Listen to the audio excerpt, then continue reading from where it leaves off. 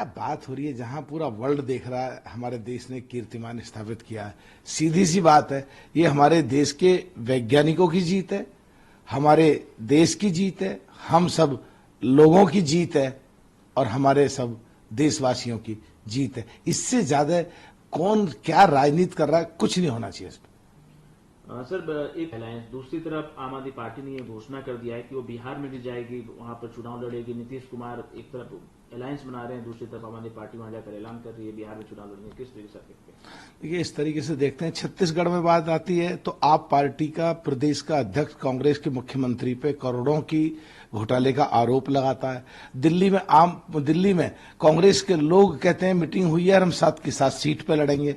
उत्तर प्रदेश में जाते हैं तो सपा और आरएलडी का गठबंधन 2-3 सीट से ज्यादा कांग्रेस को देने के लिए तैयार नहीं है। ये स्थिति राजस्थान, मध्य प्रदेश, सब जगह है, महाराष्ट्र में भी। अभी तो मैं ऊपर वाले से प्रार्थना करता हूं कि सारे लोगों को ऐसी सोच दे जो एक महागठबंधन बन के आए और ये सब लोग फिर इकट्ठे होकर के कुमारी बहन मायावती को मनाए, जिससे कि जब फिर चुनाव हो सकता है। नहीं तो ये सारे आपस में लड़ के मर जाएंगे, कुछ होना हाना है नहीं। सुकंता मजमूदार वो कह रहे कि जो बंगाल की जो सरकार है वो पाकिस्तान प्रेमी सरकार है, पाकिस्तान को प्रेम करने वाली सरकार है, इसीलिए आईएसआई के जो एजेंट हैं वो ज्यादातर पश्चिम बंगाल में रह रहे हैं। देखिए, देश हित में और जनहित में जो होना चाहिए, चाहे भारत सरकार हो चाहे प्रदेशों की सरकार हो, अगर कोई भी गतिविधि ऐसी है जो पाकिस्तान या वहां एजेंट है, तुरंत जांच करा के उनको अरेस्ट करके और जेल में डालना चाहिए, बजाय ओछी हरकत और ओछी राजनीति करने के बजाय।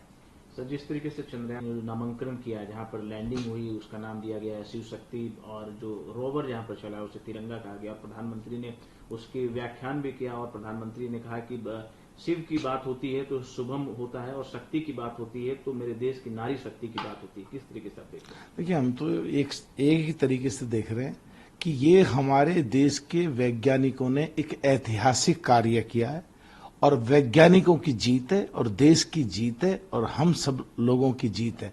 और विश्व के पैमाने पे इस चीज को कैपिटलाइज करके देश को कैसे ऐसी हालत में लेके आए जो देश की छवि सुधरे और बाहर के लोगों का पैसा निवेश हमारे देश में हो और इकोनॉमी जो चौथे और 5वें नंबर पे अभी फ्लक्चुएट सिचुएशन में होती है, वो कैसे तीसरे नंबर पे जाके खड़ी हो और देश की $5 ट्रिलियन की इकोनॉमी कैसे हो, इस पे काम करना चाहिए, बजाय इधर की या उधर की या राजनीति की या चुनाव या वो कोई भी चीज इस तरह की नहीं करनी चाहिए जिससे देश की छवि खराब हो।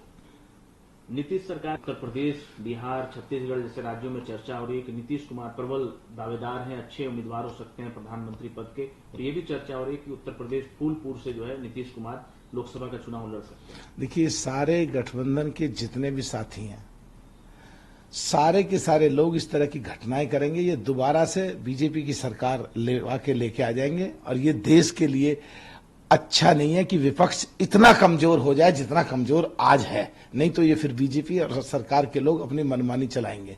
तो इनको सोच आना चाहिए कि किस तरीके से आपस में लड़ रहे हैं और क्यों फिर ये गठबंधन बना रहे हैं, क्यों फिर ऐसे स्टेटमेंट दे रहे हैं, समझ नहीं आ रही बात। सर, आपने देखा होगा जिस तरीके से नगर से वायरल हुआ था जिसमें एक छात्र को दूसरा छात्र टीचर के सामने ही पीट रहा है, अब उस पर डीएम का बयान आया है और उन्होंने कहा कि इंक्वायरी कंडक्ट कर ली गई है, इस वीडियो को संज्ञान में लिया गया है और बच्चे की काउंसलिंग भी की जा रही है।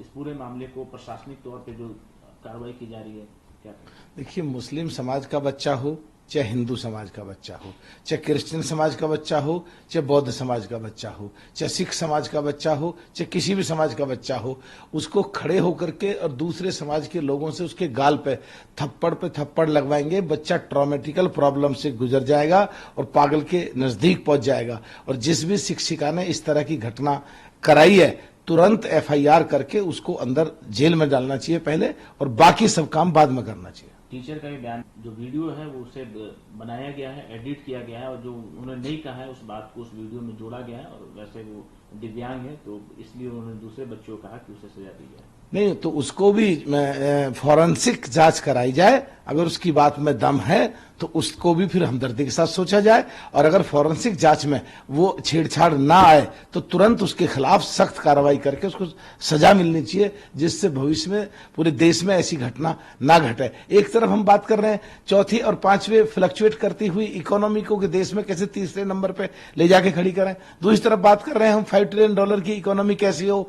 तो ऐसी अगर घटनाएं होंगी तो देश में हालात, बाहर के लोग हमारे देश में निवेश कैसे करेंगे, फिर वो सपना देश का जो लगातार बढ़ रहा है अधूरा रह जाएगा। इसलिए ऐसी घटनाओं पे सख्त होकर के तुरंत कार्रवाई करनी चाहिए। नमस्कार, मैं हूं मानक गुप्ता। अगर आपको हमारा ये वीडियो पसंद आया हो तो इसे लाइक और शेयर जरूर करें, और हां, हमें सब्सक्राइब और फॉलो करना ना भूलें ताकि आप देश और दुनिया की कोई खबर मिस ना करें। तो जुड़े रहिए हमारे साथ और देखते रहिए न्यूज़ 24।